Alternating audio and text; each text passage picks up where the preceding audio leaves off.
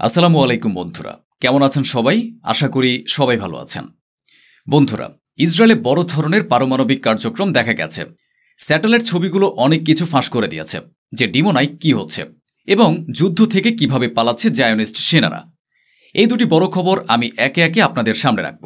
আপনি দেখছেন real news BD. বিশ্বাস করুন, আজকে দুটি স্টোরি অনেক চমকপ্রদ। ইসরায়েলের গোপন পারমাণবিক রিয়েক্টরের বড় কার্যক্রম ধরা পড়েছে। ডিমোনায় নতুন স্ট্রাকচার তৈরি হচ্ছে।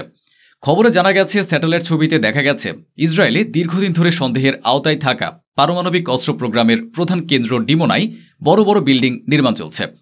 ইসরায়েলি সরকার এ বিষয়ে কোনো মন্তব্য করেনি, তবে বিশেষজ্ঞদের মতে এটি হয়তো নতুন হেভি ওয়াটার রিয়েক্টর অথবা পারমাণবিক অস্ত্র অ্যাসেম্বল করার জন্য কোনো ফ্যাসিলিটি, যেখানে অস্ত্রকে মিসাইলের সাথে যুক্ত করে লঞ্চের জন্য প্রস্তুত করা হয়।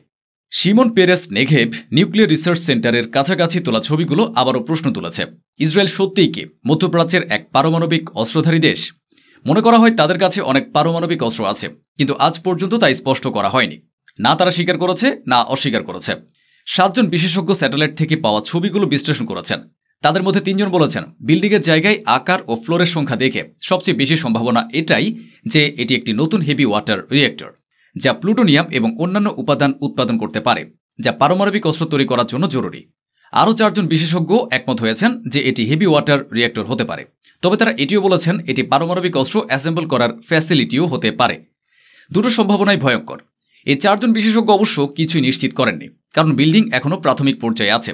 তবে যেটুকু বলেছেন সেটাই অত্যন্ত উদ্বেগজনক, যা আমি আপনাদের জানালাম।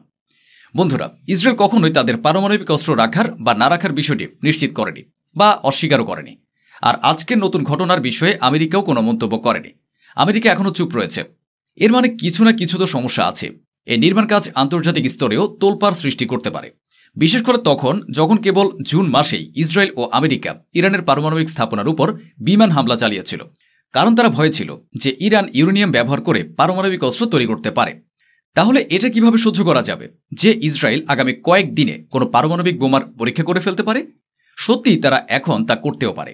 পুরো মধ্যপ্রাচ্যকে ভয় দেখানোর জন্য এখন তাদের গ্রেটার ইসরায়েল পরিকল্পনাকেই বাধা ছাড়াই দ্রুত এগিয়ে নিতে তারা এটাই করতে চায়, গাজার মানুষকে তাড়িয়ে দিতে, এবং কেউ যেন কিছু বলতে সাহস না পায়। আপনাদের কি মনে হয়, আজকের খবর এবং স্যাটেলাইট থেকে পাওয়া ছবিগুলোকে সত্যিই ইরানের জন্য কোনো হুমকি, নাকি পুরো অঞ্চলের জন্য একটি উদ্বেগজনক খবর? কমেন্ট বক্সে অবশ্যই জানাবেন। মনে রাখবেন, ইরানের সাথে ইসরায়েলের টেনশন খুবই বেশি এবং গ্রেটার ইসরায়েল নিয়ে তাদের পরিকল্পনা খুবই বিপজ্জনক।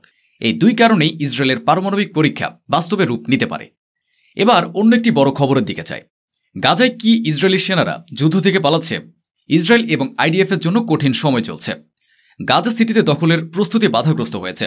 ইসরায়েল এবং নেতানিয়াহুর পরিকল্পনা গাজা সিটি জয় করার, কিন্তু আইডিএফের অবস্থান দেখে মনে হচ্ছে এই পরিকল্পনা সমস্যায় পড়েছে। সবচেয়ে বড় কারণ হল সেনা ও হেভি যন্ত্রপাতির অভাব। সত্যি বড় ঘাটতি।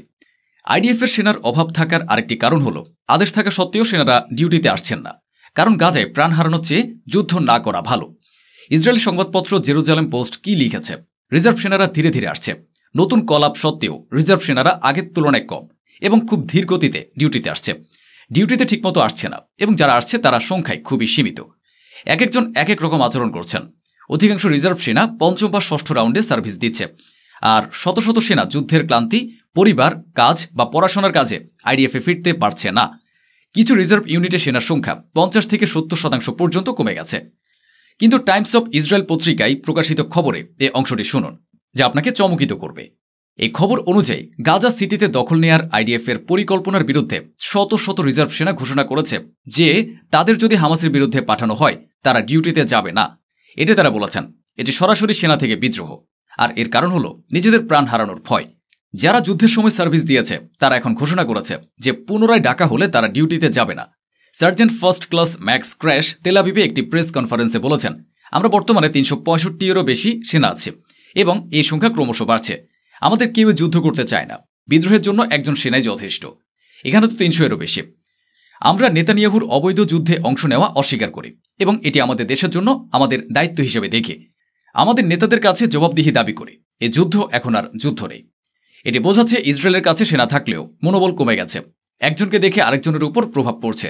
আর যখন কোনো সেনা বা ইউনিট যুদ্ধ থেকে বিরত থাকে তখন এটি বোঝায় যে নেতানিয়াহুর স্থাপন করা লক্ষ্য অর্জন করা সম্ভব নাও হতে পারে।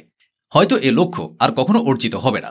হ্যাঁ, এটি অস্বীকার করা যাবে না যে হাজার হাজার থেকে লক্ষ লক্ষ মানুষ মারা গেছে গাজায়। গাজা পুরোপুরি ধ্বংসপ্রাপ্ত। তবে এর মধ্যেও ইসরায়েলের কি হবে তা নিয়ে বিশ্বের নজর রয়েছে। শুধু সেনাই নয়, আইডিএফে হেভি যন্ত্রপাতি কম পড়েছে, তাদেরও ঘাটতি রয়েছে। জেরুজালেম পোস্টের খবরে এই দ্বিতীয় অংশটি বুঝুন। এই মিডিয়া রিপোর্ট অনুযায়ী আইডিএফের কাছে এখন কেবল অর্ধেক D9 বুলডোজার কার্যকর আছে, বাকি গাজায় ধ্বংস হয়ে গেছে বা যন্ত্রগতভাবে অকার্যকর হয়ে গেছে। জেরুজালেম পোস্ট লিখেছে অধিকাংশ বুলডোজার বেশি ব্যবহারের কারণে নষ্ট হয়ে গেছে, যা ফিলিস্তিনিদের বাড়ি ধ্বংস করতে ব্যবহার করা হয়েছে। বেশি ব্যবহারের কারণে বা হামাসের বিস্ফোরক সুড়ঙ্গ এবং রকেটের লক্ষ্যবস্তুর কারণে নষ্ট হয়ে গেছে। এখন আইডিএফ ছোট বুলডোজার ব্যবহার করছে, যা কেবল ছোট কাঠামো পরিষ্কার বা ধ্বংস করতে পারে, কিন্তু উঁচু ভবন ধ্বংস করতে ব্যর্থ। নেতানিয়াহুর লক্ষ্য হল গাজাকে মুছে ফেলা, কিন্তু গাজা সিটিতে আইডিএফের জন্য বিপদ সংকেত স্পষ্ট। রিপোর্টে বলা হয়েছে বর্তমান পরিকল্পনার অধীনে ইয়েমেনি সেনাদের দীর্ঘ সময় গাজা সিটিতে থাকতে হবে, যা তাদের আরও বেশি ঝুঁকির মধ্যে ফেলবে। ফলে আইডিএফের জন্য এটি সবকিছুর মধ্যে সবচেয়ে বড় চ্যালেঞ্জ। সেনাও কম, যন্ত্রপাতিও সীমিত, এবং গাজা সিটিতে দীর্ঘ সময় ধরে দখল রাখা বিপজ্জনক প্রমাণ হবে। এটি ইসরায়েলের জন্য সত্যি কঠিন সময়। সেনাদের যুদ্ধ থেকে পালানো বা যুদ্ধ করতে অনিচ্ছুকতা যে কোনো দেশের মানসিকভাবে পরাজিত হওয়ার প্রথম চিহ্ন। আর ইসরায়েলের জনগণের কঠোর প্রতিবাদও দেখাচ্ছে যে ইসরায়েলের অধিকাংশ মানুষ গাজায় চলমান যুদ্ধ থেকে বিরক্ত এবং তারা নিরাপদ জীবন নিশ্চিত করতে চায় সিজ ফায়ার দেখতে। এখন দেখা যাক নিজের জনগণ ও আইডিএফের পরিস্থিতির সামনে নেতানিয়াহু কখন হাঁটু গেড়ে পড়েন। ইসরায়েলে আপডেট স্টাইলের বড় প্রতিবাদ চলছে। নেতানিয়াহুর সরকারের বিরুদ্ধে হাজার হাজার প্রতিবাদকারীর দাবি হল আমাদের বন্দীদের ফিরিয়ে আনো, গাজার যুদ্ধ বন্ধ করো। আমরা চাই না আমাদের সেনা সন্তানরা মারা যাক, এবং যারা সেখানে বন্দী আছে আমরা চাই তারা জীবিত থাকুক। নেতানিয়াহুর বাড়ির কাছাকাছি মানুষ টায়ার জ্বালিয়েছে, গাড়িতে আগুন দিয়েছে। নেতানিয়াহুর বাড়ির উপর প্রায় হামলার মতো পরিস্থিতি তৈরি হয়েছিল। জনগণ রেগে গেছে, যা পুরো বিশ্ব কখনো করতে পারে না, তা অনেক সময় নিজের জনগণই করে দেখায়। তো বন্ধুরা, এই ছিল আমাদের আজকের আয়োজন, যা স্বচ্ছভাবে সঠিক তথ্যের ভিত্তিতে আপনাদের সামনে তুলে ধরা হলো। আশা করি আমাদের এই প্রচেষ্টা আপনাদের ভালো লেগেছে। অসংখ্য ধন্যবাদ। সাবধানে থাকুন, সুস্থ থাকুন, সুখী থাকুন।